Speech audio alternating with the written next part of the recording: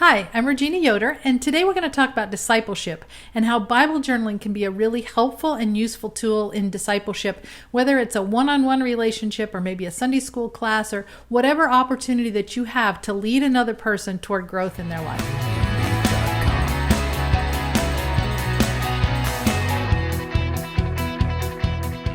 There are many different reasons why Bible journaling is so beneficial in discipleship and mentoring relationships. To begin with, it creates a place for conversation to start. The process of journaling provides opportunity for discussion for things that might not easily come up otherwise in conversation.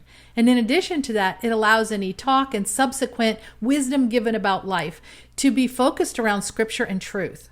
For example, it might be hard for a young mom to bring up, let's say, discouragement she may be experiencing, right? Maybe she's at home changing diapers and doing countless loads of laundry without any thanks, while she's observing others building successful careers to a chorus of applause.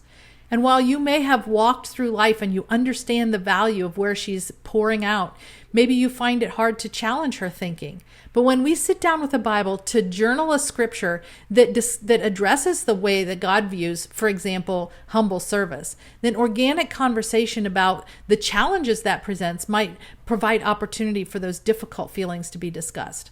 And then what naturally follows is encouragement for her heart from the truth and wisdom of Scripture. Bible journaling together in relationship opens the door for conversation. And it also brings me to my next point, environment. When you actively Bible journal together, you can create a safe and nurturing environment for those you mentor. A scripture passage might provide opportunity to discuss otherwise difficult feelings, but the physical act of Bible journaling also creates an environment where it feels safe for honest expression for a number of reasons. First of all, it gives those in discussion something to do with their hands and eyes.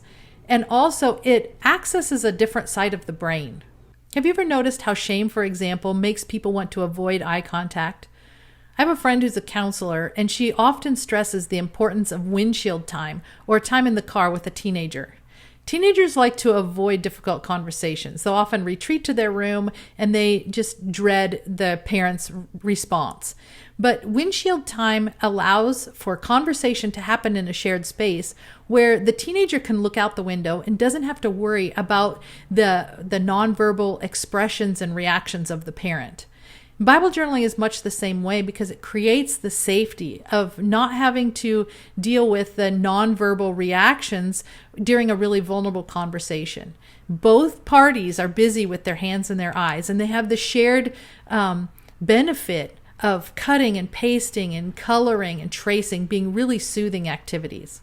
In addition, creating accesses a different part of the brain. We don't filter through the creative side of our brain.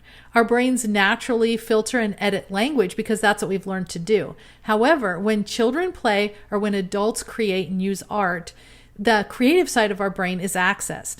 So while a person might feel like they can't express difficult emotion because they feel like it will be viewed as sin, when a woman is creating, she may be able to express those difficult emotions and be able to receive challenge to false beliefs and encouragement in truth.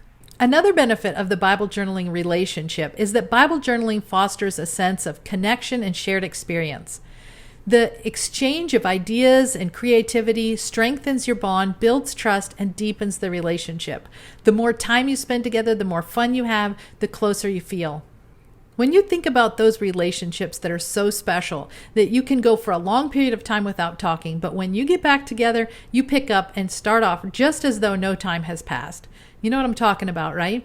The relationships like those were established because of time spent together, shared values, and shared experiences. It's kind of like in sports where a team works and plays together. The athletes and the coach are all working in an activity that they all enjoy and building relationships at the same time. There's lots of opportunity for conversation in a positive environment where practical lessons deal with the activity at hand and translate into life. And it's all accomplished together. The learning and growing, ups and downs are all shared and strengthen connections. Finally, in addition to conversation starters, a safe environment, and shared experiences, Bible journaling creates a tangible record of the faith journey of the person that you're discipling. And those completed Bible journaling pages can serve as sort of a visual diary that capture the students' insights, their spiritual growth, and their artistic development over time. And this becomes then a treasured memento that can be reviewed and remind both you and them of the transformative power of God's Word and a visual reminder of shared experiences.